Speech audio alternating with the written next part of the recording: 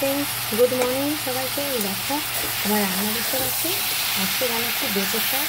বেঁচে শাকের মধ্যে আলু সিম বেগুন দিয়ে দিয়েছি, আর এদিকে দিয়ে দিয়েছি বড়ি। তো চলো বেঁচে শাকটা আমার আজকে রান্না করছি। Good morning. দেখো কেমন রান্না করছি সেটাই তোমাদের সঙ্গে আজকে শেয়ার করছি। আর বেঁচে শাক ভাজা। চলো কীরকম রান্না করছি তোমাদের কথা বলতে বলতে আমার বেঁচে শাকও হয়ে যাবে। তো এই যেহেতু বেগুন দেওয়া, এটা আমি একটু ঢেকে দেবো, নুন হলুদ দিয়ে দিয়েছি। তো চলো বেঁচে শাকটা ঢেকে দিই।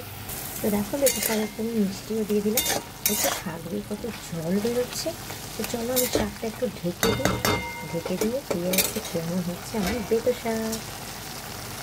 এই দেখো ঢেকে দিলাম। তো দেখো আজকে আমার শাকটা একদম রেডি হয়ে গেছে। ভালো লাগলো অবশ্যই একটা লাইক করে দিও, একটা কমেন্ট করে, প্লিজ চ্যানেলটাকে সাবস্ক্রাইব করে দিও। আজকের জন্য টাটা।